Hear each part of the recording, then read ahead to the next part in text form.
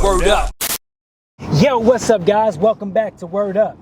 In this episode, like the last one, is a little bit different, but I have a question for you. Have you ever wanted to reach beyond the outside, the four walls of the church? Have you ever wanted to find ways that you can engage more young people in your youth program? This Word Up episode is part 2 of a talk that I gave to multitude of ministries working together within the parish in Yonkers, and I pray this adds value to your life as we explore mission territory and the various areas where we have influence with young people in youth ministry. So check it out. Let me know what y'all think. So I want to get practical. I'm big on practicality. Now, this is where my heart goes the most. In these 5, a lot of people, when they think of ministry, like, oh, we got to bring in a speaker, the message, which is literally what I'm doing right now. Oh, we need like up our music game. So they think that, oh, meeting space, like, yo, these chairs are uncomfortable. Let's add the lights and color. Sometimes think of that, right? The members, oh yeah, we got to get better service. We're doing all that stuff, right? But for me, the heart, none of that happens without the foundation, which is the mission territory. Because if you ain't got no kids coming, then who you ministering to? Fulton Sheen. He says, in place of the theological question, what are missions? I would suggest that we turn to the practical question, where are the missions? Are the missions exclusively in those territories where there are non-Christians? In other words, yo, do I got to go on a mission trip to like some third world country in order to do a mission? Or, like he says here, are the missions also in those regions where there are few priests, few churches, and great poverty? The simple answer to this question is the missions are both.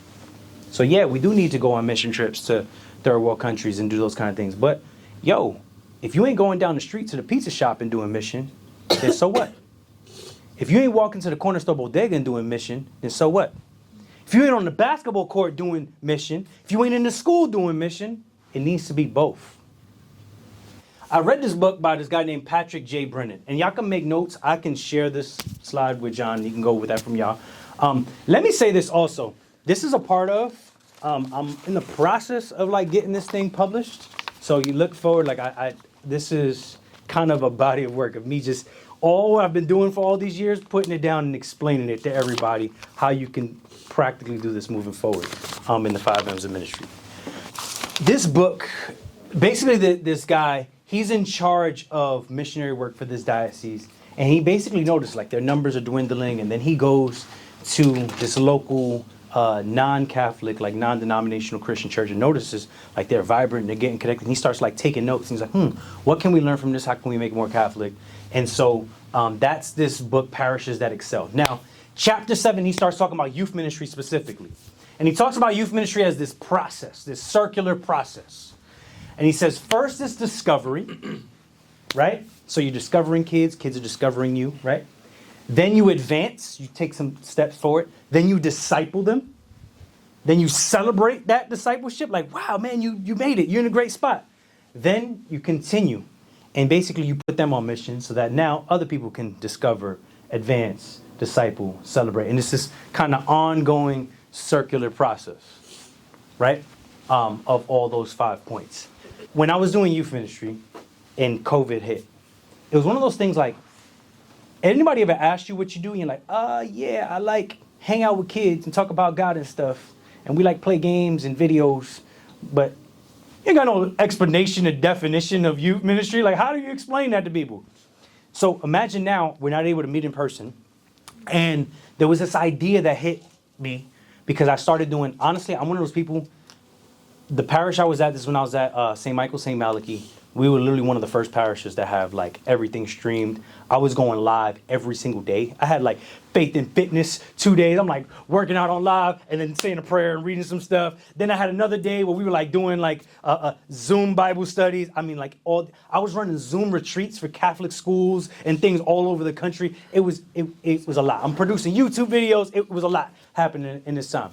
We also started the Sainthood in the City podcast with Bishop J during COVID. So all this is happening at the same time. And I'm like, yo, what does it mean to be a youth minister now? And I'm like, well, I guess I'm like an influencer, right? Like I'm literally doing the same thing that influencers do now because I'm on the internet and And I'm like, wait a minute, hold up. We've been influencers all along. Just our platform was different. And I came up with this idea called the spheres of influence.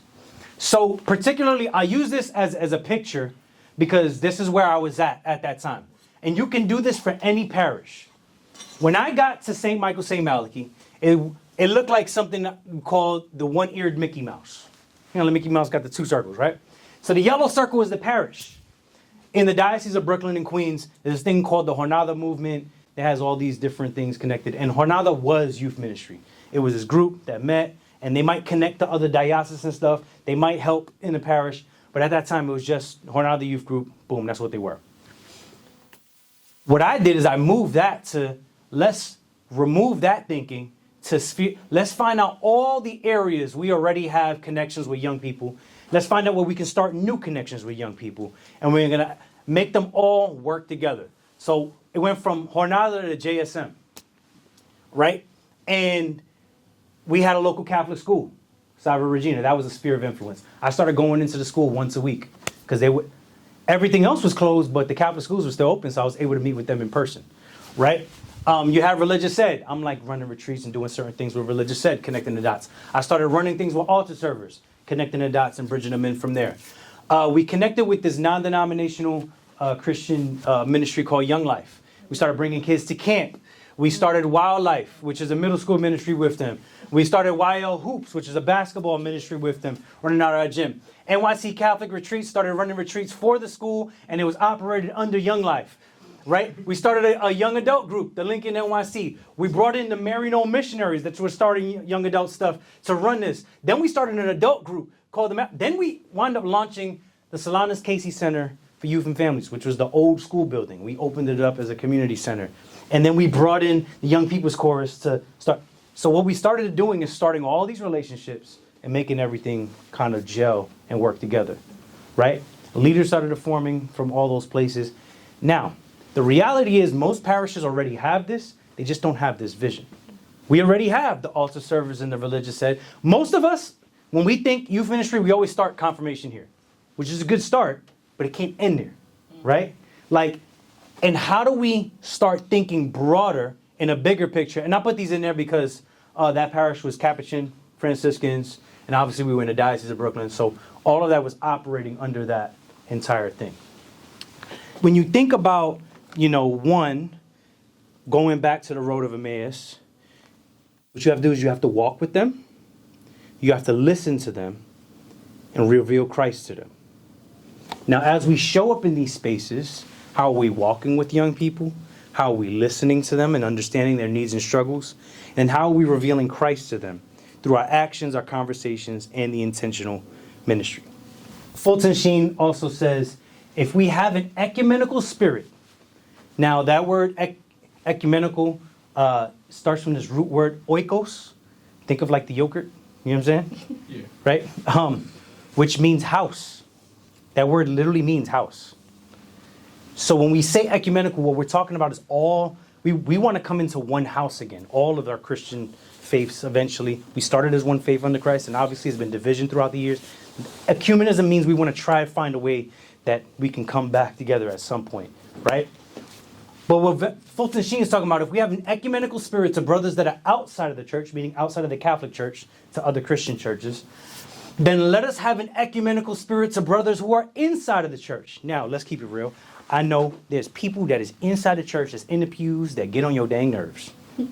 There's some choir director, there is some DRE, there's something that might, honestly, be real, might be somebody in this room. You're like, I got to work with you, but you annoy me, right? That we want to come into the same house with those people. If this truly is a community and house of God, we need to look, one, to the outside. How do we figure out and connect with people out there? And look to the inside and be like, how do we connect and build with people inside here? Right? Say again? No bullying. No bullying. So what I'm going to do is I have one more quote. I'm going to pray, and then I'm going to make this interactive. I have some worksheets for y'all to start brainstorming and thinking about this. Okay? When I think about how this goes, obviously you can identify what's already here. But the next layer, when you look outside, you can go on Google, think of what are the local schools that are around here, what parks are kids hanging out around here, right? And start thinking about how do we outreach and mission. And then another one I didn't add on there, actually, even in the spheres of influence, is social media. Like, honestly, one of the things that happened while I was running St. Michael's, St. Malachi's youth ministry is we started like a podcast with our kids, and we started making all these little vlog videos anytime I took them on trips. And there were new kids, their friends was like, they sort of vlog, and they're like, yo, I want to go with you on a trip. You know what I mean? They shared it to their feed, and now that's another sphere of influence, which is a whole nother. So what I'm going to give, the worksheets I'm going to give you are basically one's going to help you identify those here, which y'all already have, and how y'all can work together better. And then it's going to help y'all start looking outside and think, okay, we can fix this, but where can we start connecting with new kids and bringing them in? Make sense? Working with Young Life, just to use a Young Life term for real quick, they literally call that contact work, where we contacting and connecting with young people in all those ways. All right. Any questions before I pray us and give that out? I'm going to add one because if you are specifically, for youth group, thinking outside, probably it's like, oh, yeah, we need to meet and invite new kids in. If you're a catechist in a classroom, when I was at Santa Maria in the Bronx, this is crazy. I used to have kids that were in confirmation class that would bring their friends to confirmation class that weren't in confirmation class on Sunday mornings.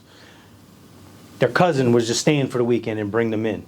That's another thing. And in fact, one of those girls that was in that confirmation class, I know she's a young adult. She lives in Florida now. Every time I go to Florida, go with my family, to Florida in the summer, she's gotten us into Disney for free because she works for Disney now. You know what I'm saying? So that relationship has continued all these years, So think creatively. Again, it's for all of us, this house of God.